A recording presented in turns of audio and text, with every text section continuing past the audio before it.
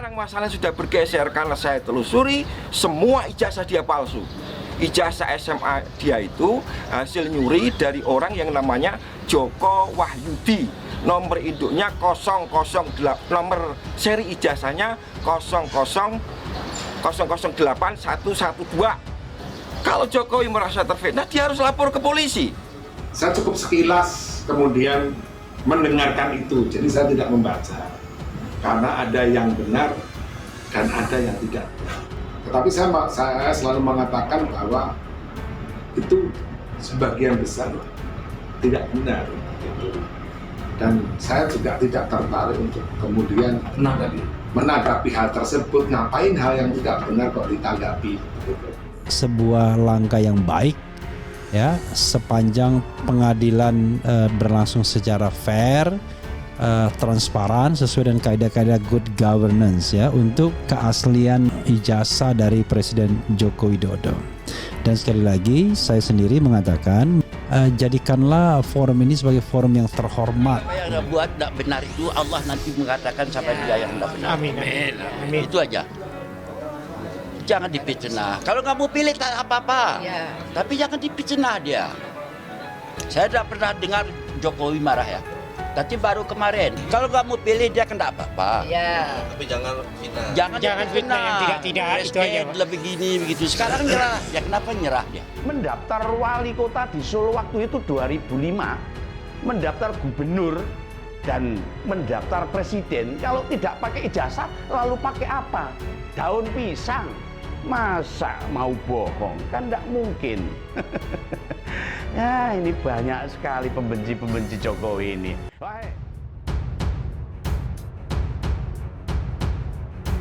Refly Harun beri saran agar Presiden Jokowi menang dalam pengadilan ijazah palsu.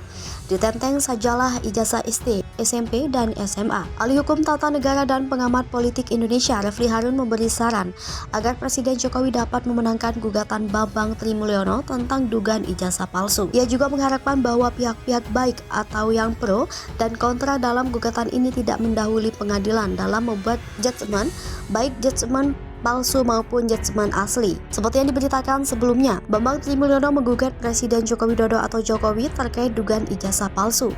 Gugatan bertulis buku Jokowi Undercover itu terdaftar dalam nomor perkara 592/PDT-G/2022/PN Jakarta Pusat dengan klasifikasi perkara adalah perbuatan melawan hukum.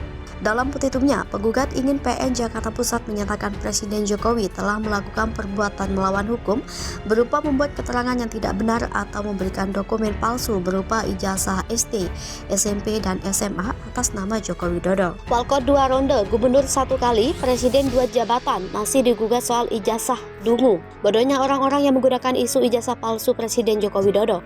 Banyak banget orang-orang yang berkoar-koar seperti orang gila saat mengomentari isu kemungkinan ijazah Presiden Joko Widodo palsu.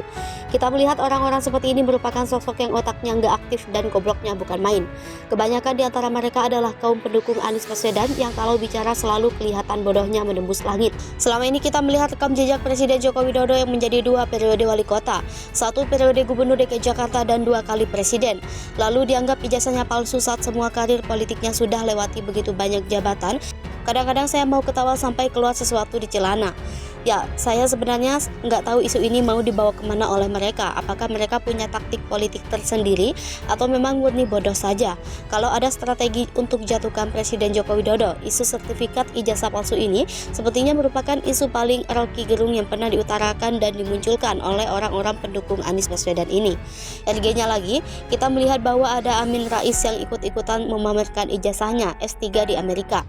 Bukannya merasa malu karena tidak pernah masuk ke dalam pemerintahan, dia malah bangga-banggakan sertifikat yang menunjukkan gelarnya itu.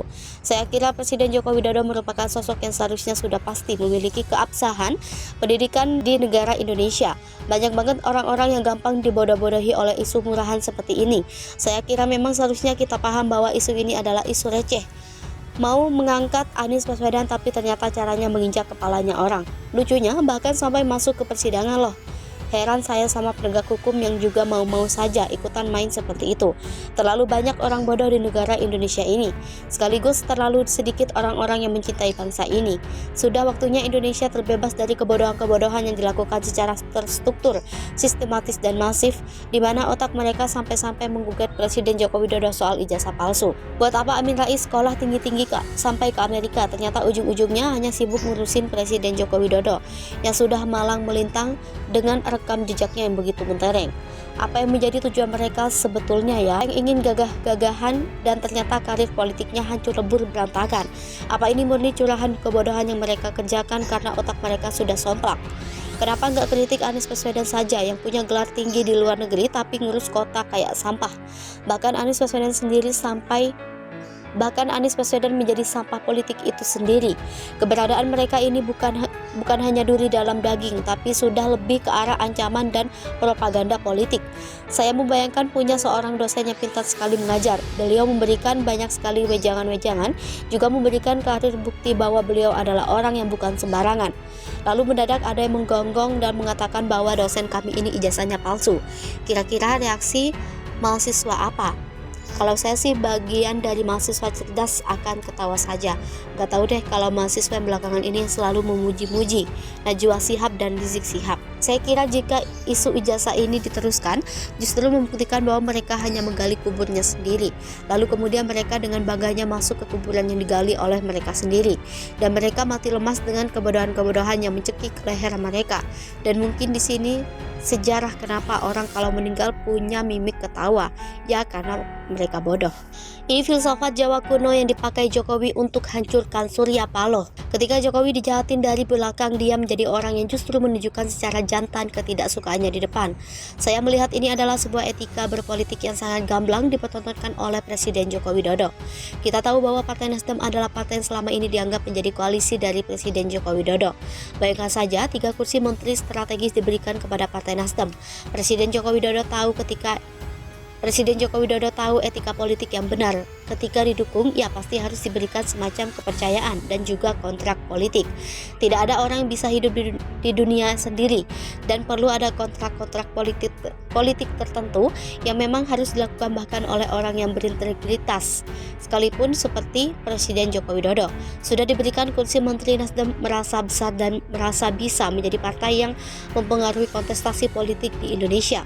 Inilah yang menjadi awal dan sumber dari kejatuhan partai yang diketuai oleh Surya ketika Presiden Joko Widodo yang sangat kejawen harus kita akui sebagai etika politik yang santun dan tenang, namun dalam pedoman luhur dan prinsip hidup orang Jawa, dan sebagai pemimpin negara yang arif, dia tidak membedakan agama satu dengan yang lainnya. Menurut Kakawin, negara Kertagama memajukan agama yang satu untuk membesarkan agama yang lain adalah sebuah hal yang membuat sebuah kepemimpinan tidak menjadi baik. Untuk menjadi seseorang pemimpin negara, teladanilah Raja Hayam Wuruk. Ia melindungi semua agama, bahkan bukan hanya agamanya yakni Buddha, melainkan melindungi agama Hindu aliran Siwa. Dengan demikian tentram lama Majapahit.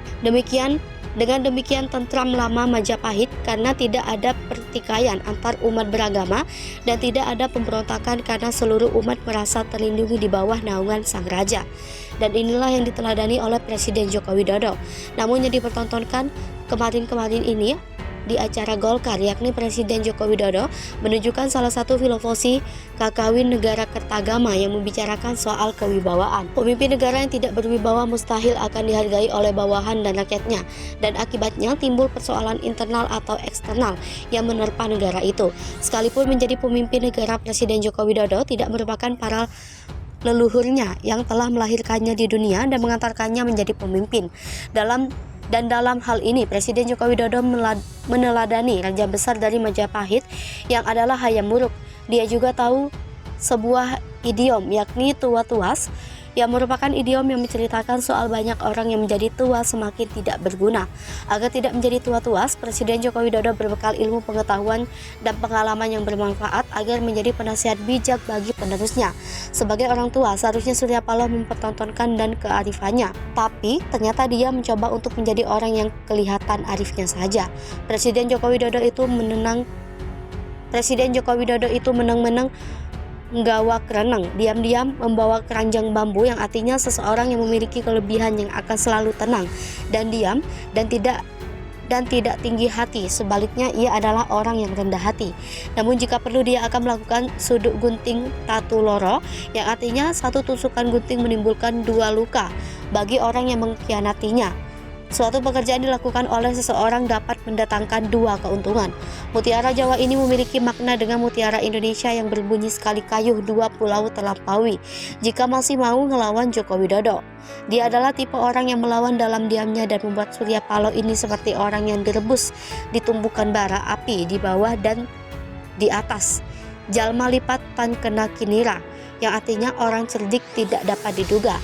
Karena ketenangan, rendah hati, dan sifatnya, banyak orang yang tidak mampu menduga seberapa dalam kepandaian yang dimiliki oleh orang itu. Kalau pilih Jokowi sebagai musuh itu adalah kesalahan besar. Sabar sare mesti bakal pakoleh. Ngomong-ngomong, Om sudah cukup kejawen belum? Semoga saja dengan hal ini kita bisa paham bahwa kita tidak sedang bermain-main dengan Presiden Joko Widodo, dan jangan coba-coba berseberangan dengan beliau, karena beliau adalah orang baik tapi oleh Tuhan dan masyarakat. Hiduplah seperti orang yang mengasihi sesama manusia, bukan saling menghasut seperti Anies Baswedan dan pendukungnya.